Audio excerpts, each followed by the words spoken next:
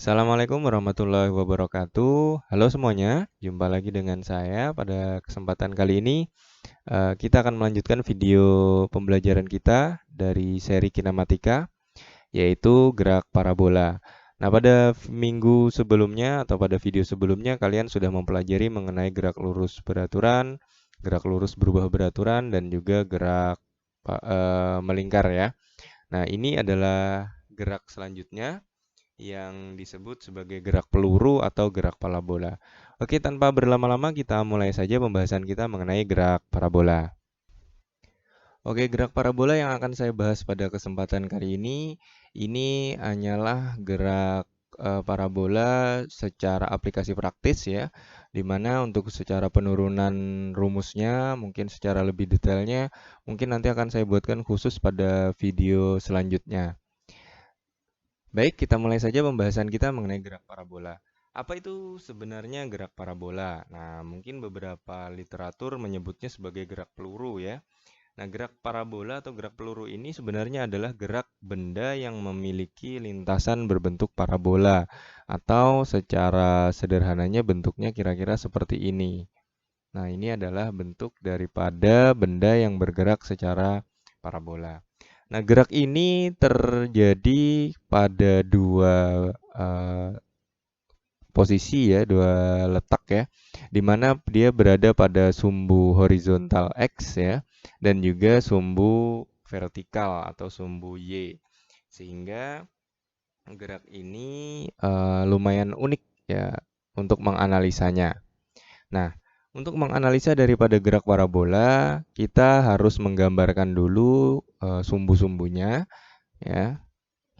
Nah, kira-kira seperti ini. Ini ada sumbu Y dan ini adalah sumbu X. Nah, gerak parabola ini uniknya adalah dia adalah perpaduan daripada gerak lurus beraturan ya dan juga gerak lurus berubah beraturan pada sumbu Y. Jadi, dia di sini ada GLB berlaku, sementara di sini ada GLBB yang berlaku. Nah, karena perpaduan dua inilah maka mengakibatkan geraknya lumayan unik.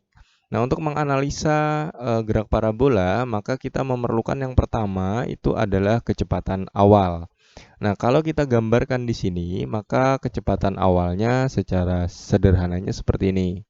Nah, kecepatan awalnya dia menempel di sini ya, dengan ini. Ini adalah kecepatan awal pada gerak parabola. Nah, kecepatan awal ini karena dia letaknya di antara dua sumbu, sehingga kita memerlukan untuk menganalisa lebih lanjut menggunakan ya dua sumbu tadi, sumbu X dan sumbu Y. Maka dari V0 ini atau kecepatan awal ini akan timbul juga kecepatan awal pada sumbu X dan kecepatan awal pada sumbu Y. Gambarnya kira-kira seperti ini. Nah, yang di bawah ini saya namakan V0X atau kecepatan awal pada sumbu X dan ini adalah V0Y atau kecepatan awal pada sumbu Y. Kalau ini kita hubungkan garisnya putus-putus ya sebagai garis hayal atau garis bantu. Nah, ini terlihat seperti persegi ya, di mana di dalam persegi ini ada segitiga. Nah, kalau kita lihat di sini, ini terbentuk yang namanya sudut nih. Nah, ini bisa kita ukur sudut di sini ya. Nah, sudut di sini kita namakan anggap saja theta.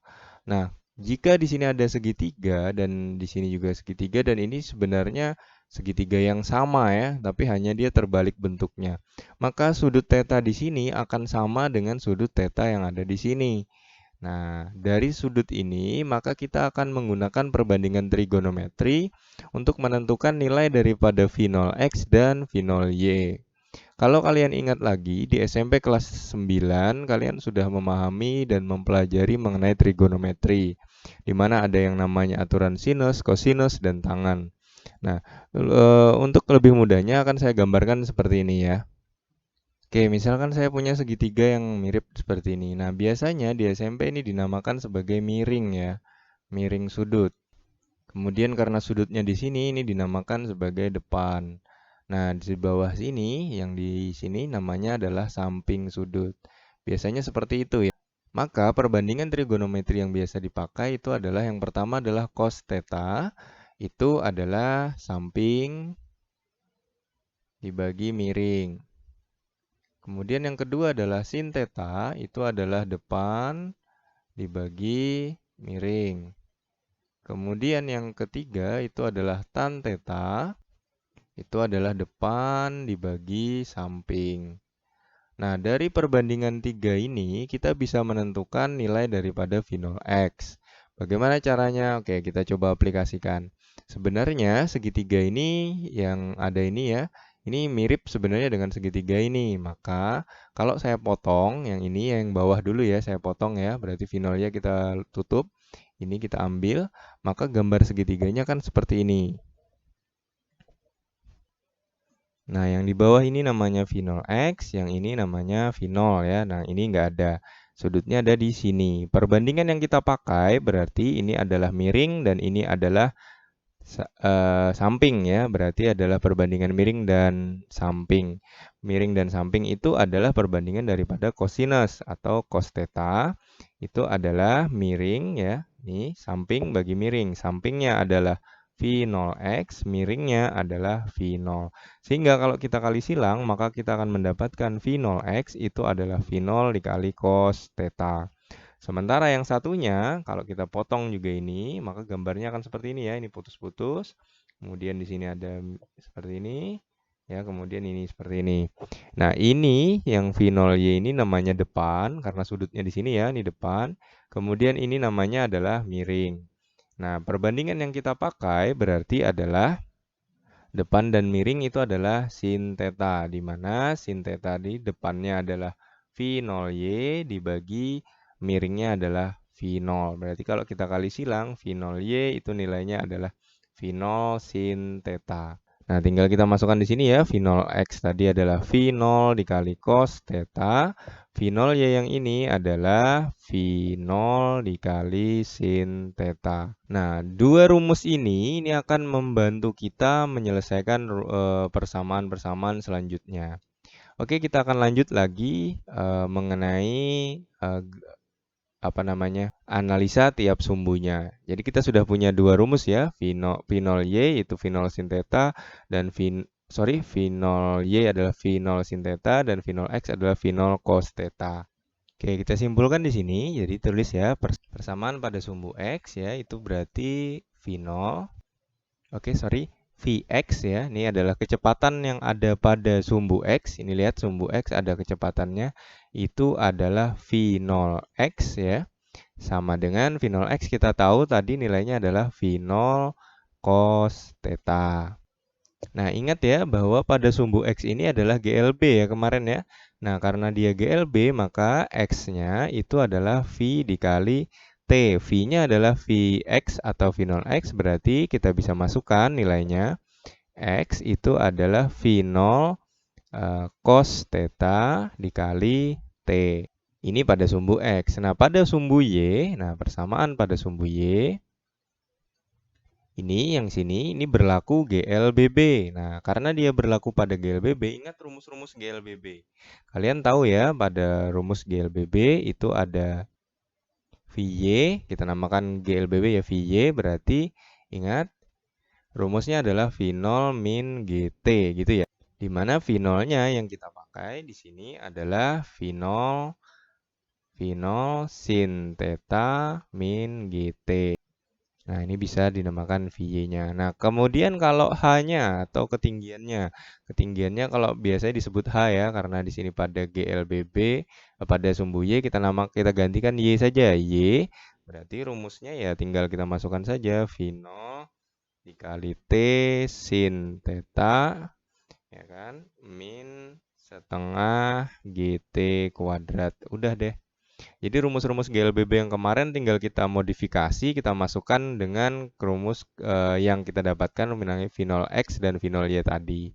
Nah, lalu bagaimana dengan kecepatan pada gerak parabola? Jadi kalau kita silang dan kawinkan dua rumus ini, maka kita akan dapat mengenai kecepatan pada parabola itu adalah V akar Vx kuadrat ditambah Vy kuadrat ya. Ini adalah rumus gerak parabola mengenai kecepatannya.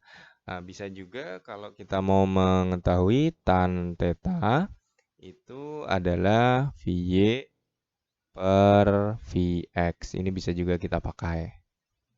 Nah, jadi ini singkatnya ini adalah untuk jarak tadi. Yang ini berarti untuk posisi atau ketinggiannya ya. Seperti itu simpelnya.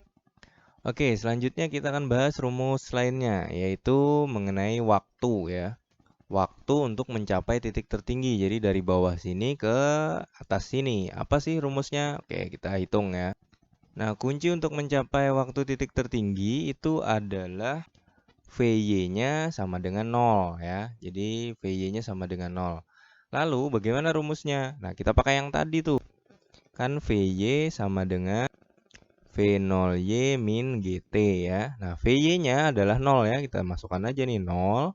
Berarti V0Y-nya kalian sudah tahu tadi adalah V0 sin theta min GT.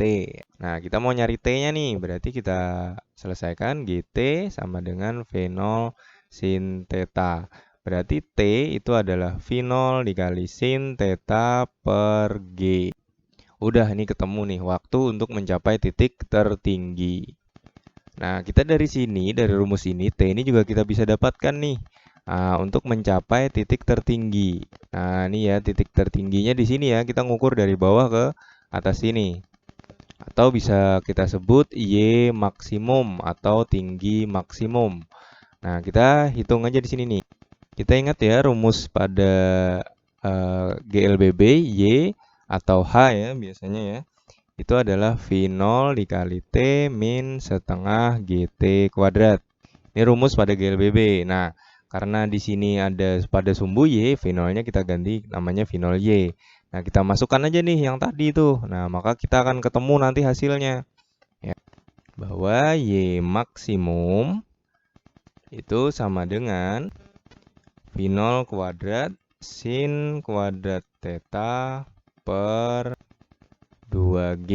Saya kira nggak perlu saya jabarkan ya. Kalian bisa coba deh utak-atik sendiri kenapa jadi menemukan rumus ini. Ini adalah rumus dari tinggi maksimum. Nah, Ymax sudah ya. Nah, sekarang kita menghitung X maksimum atau jarak terjauh dari sini ke sini. Nah, apa rumusnya? Nah, kita tinggal menggunakan rumus waktu yang tadi, kita masukkan dengan rumus sebelumnya. Oke, jadi caranya seperti ini. Oke, di sini ada X maksimum ya. Nah, kita tahu bahwa rumus X tadi itu adalah V0 cos theta dikali T. Ini rumusnya yang awal tadi ya. Nah, untuk mencapai X maksimum, maka itu sebenarnya diperlukan waktunya 2 kali daripada waktu dia naik dan turun. Nah, kita tadi sudah tahu tuh T untuk mencapai puncak tertinggi. Nah, itu tinggal kita kalikan 2. Kenapa 2? Karena dia perlu naik dan perlu turun kan? Nah, maka itulah sebabnya kita kalikan 2. Jadi, kita masukkan saja rumus ini tadi sama dengan V0 cos theta dikali T-nya kita masukkan yang tadi. 2 kalinya ya, 2 dikali V0 sin theta per G ya. Nah, kalau kita perhitungkan, maka ini akan ketemu 2 V0 kuadrat sin theta cos theta per G. Nah, di sini ada 2 sin theta cos theta. Nah, itu sebenarnya nilai 2 sin theta cos theta itu kan adalah sin 2 alfa. Nah, kalau di SMP kalian pasti sudah tahu juga ya. 2 sin theta dikali cos theta itu sama dengan sin 2 theta. Jadi rumus ini akan berubah juga menjadi X maksimum itu adalah V0 kuadrat sin 2 theta per G. Boleh kalian pakai yang ini. Oke, biar nggak bingung, kita rekap dulu ya apa yang kita pelajari hari ini. Oke, kesimpulannya saya tuliskan ya satu persatu. Oke, ini dia kesimpulan yang kita pelajari mengenai gerak parabola. Nah, untuk keterangannya saya rasa kalian sudah tahu semua ya, karena kita sudah mengulang-ulang dari gerak sebelum-sebelumnya. Jadi V0 itu adalah kecepatan awal ya, kemudian G adalah percepatan gravitasi, Y maksimum ini adalah berarti tinggi maksimum ya. Kemudian X maksimum adalah jarak maksimum. Kemudian T maksimum adalah waktu untuk mencapai titik tertinggi. Nah, mungkin sedikit yang perlu saya sampaikan juga bahwa pada gerak parabola itu seringkali menggunakan sudut-sudut istimewa. Nah, sudut-sudut istimewa ini bisa saya tampilkan seperti berikut ini. Nah, ini biasanya sudut-sudut yang sering dipakai ya, di mana sin theta atau sin alfanya 0 derajat, untuk 0 adalah 0, 30 derajat itu nilainya setengah, 45 setengah akar 2, 60 setengah akar 3, dan seterusnya. Ini biasanya sudut-sudut istimewa yang biasa dipakai pada soal-soal yang ada pada gerak parabola. Oke, setelah ini kita akan coba bahas mengenai contoh soal ya. Baik, ini soalnya sebuah peluru ditembakkan dengan kecepatan 20 meter per sekon membentuk sudut 30 derajat. Hitung jarak maksimum, tinggi maksimum, dan waktu peluru melayang di udara. Oke, kita tulis dulu bahwa diketahuinya ya, apa saja yang diketahui. Yang pertama itu tentu saja adalah V0 atau kecepatan awal, di mana dia kecepatan awalnya adalah 20 meter per sekon. Kemudian sudut tetanya itu kita dapatkan 30 derajat ya. Kemudian yang ditanya ya, itu yang pertama adalah jarak maksimum atau X maksimum. Kemudian yang kedua adalah tinggi maksimum atau Y maksimum. Dan yang ketiga itu adalah T di udara ya, T di udara. Di udara. Oke, ini yang dipertanyakan oleh dia. Yang pertama kita akan jawab dulu mengenai X maksimum.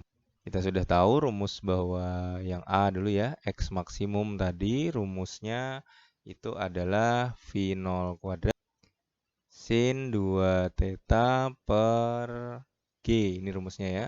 Tinggal kita masukkan saja bahwa V0-nya adalah 20 kuadrat dikali sin 2 dikali 30 ya derajat per G-nya, nah ini tidak diketahui, G-nya kita anggap 10 meter per sekon kuadrat ya kalau tidak ada.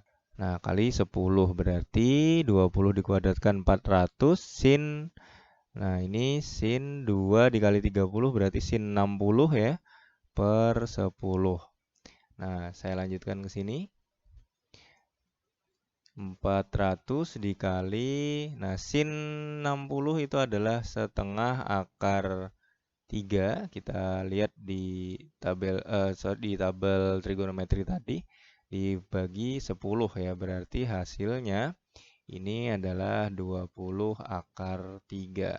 Ya, ini coret, 40 dikali setengah 20 akar 3 ya, meter. Udah, ini berarti jarak maksimumnya. Kemudian yang kedua adalah B atau Y maksimum. Nah, Y maksimum sendiri rumusnya adalah V0 kuadrat, kemudian sin kuadrat theta per 2G. Sama, kita tinggal masukkan rumusnya, V0-nya 20 dikuadratkan, sin kuadrat theta-nya adalah 30 derajat. Dibagi 2 kali 10, berarti 400. Nah, kalau sin kuadrat theta ini berbeda dengan ini tadi ya, ini sin 2 ya, ini sin kuadrat, berarti ini sin 30 kita kuadratkan. Nah, jadi sin 30 adalah setengah, kita kuadratkan ya, per 2 kali 10, 20. Ini coret-coret 4 kali, nah ini setengah dikuadratkan berarti seperempat ya, seperempat ya. Nah, berarti 40 dikali seperempat per 2. Oke, ini kita hitung 40 kali seperempat kan 10, 10 dibagi 2, 5. Nah, ketemulah tinggi maksimumnya adalah 5 meter. Nah, kemudian yang terakhir, nah kita menghitung T di udara. T di udara karena dia di udara itu berarti naik dan turun, berarti otomatis dikali 2 ya, berarti 2 dikali V0 sin theta per G, rumusnya itu ya. Tinggal kita masukkan 2, V0-nya 10, kita masukkan sin 30 ya. per 10. Berarti 2 dikali 10, 20. Sin 30 itu adalah setengah, ya kan? Dibagi 10. Berarti 20 bagi setengah, dikali setengah. 10, 10 dikali... Finolnya 20 ya, 20. Berarti 20 dikali 20, 20 dikali 2, 40, sorry ya, 40 kali setengah 20, 20 dibagi 10 berarti 2 second. Oke, ini dia kesimpulannya, ya. Jadi kita punya X maksimum 20 akar 3, kemudian Y maksimum 5 meter, dan tinggi maksimum adalah waktu di udara dia adalah 2 second. Kalau ditanya waktu untuk mencapai tinggi maksimum berarti ini setengahnya ya, berarti 1 second saja. Oke, kira-kira cukup dipahami ya ini ya mengenai gerak parabola. Oke, kita coba akan bermain-main dengan eh, parabola ini. Saya punya flash menarik buat kalian. Oke, baik, saya mempunyai sebuah target ya, sebuah game di sini. Nah, di sini kita harus menentukan sudut dan juga kecepatan yang diperlukan untuk mengenai target di sini. Nah, saya minta maaf ini gamenya agak kurang akurat ya, tetapi kita bisa bermain-main dengan game ini. Nah, untuk menembak secara akurat di sini, maka kita harus menentukan sudut dan juga kecepatan yang akan kita pakai. Nah, untuk lebih mudah, maka kita akan menggunakan sudut dia mencapai tinggi maksimum. Untuk mencapai tinggi maksimum itu kita ambil 45 derajat ya. Nah, 45 derajat kira-kira seperti ini. Nah, ini dia akan mencapai tinggi maksimum. Nah, langkah selanjutnya kita adalah menentukan kecepatannya. Nah, kecepatannya bagaimana ya? Kecepatan awal yang diperlukan untuk menembak. Anggaplah jarak ini 20 meter, walaupun ini tidak terlalu akurat ya, maka kita harus memprediksikan berapa kira-kira kecepatan minimal yang diperlukan untuk menembak supaya dia sampai di target ini. Oke, kita pakai oret-oretan sederhana ya, seperti ini. Nah, kita memerlukan pakai X max. Nah, X maksimum kita tahu rumusnya bahwa V0 kuadrat sin 2 theta per G ya.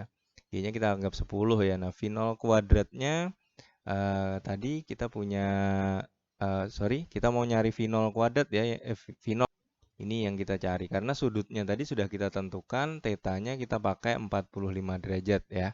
Nah, X max-nya juga kita punya, ini nilainya X max tadi adalah 20 meter. Berarti tinggal kita masukkan 20, ya kan? V0 kuadrat kita cari, sin 45, ya kan? 2 dikali, sin 2 theta ya, sin 2 dikali 45.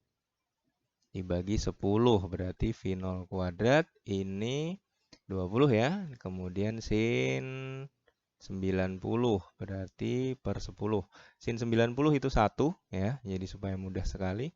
Jadi V0 kuadrat kali 1 kali 10 per 10 ini kali silang jadi 200 sama dengan V0 kuadrat. Nah, berarti V0 itu adalah akar 200. Nah, kita tahu berarti ini kita tahu bahwa akar berapa ya? Akar 196 itu kan 14 ya. Jadi kira-kira ya sekitar 14 lah kita taruh. Ya, karena 196 kan 14 ya. Nah, kita perlu akar 200. Berarti kira-kira 13 atau 14. Oke, kita coba tembak ya apa yang terjadi. Oke, oh kelebihan sasaran. Nah, ini mungkin diakibatkan karena G yang kita pakai tadi 10 ya. Harusnya G-nya 9,8. Nah, berarti ini kira-kira ya 13,5 lah di sini.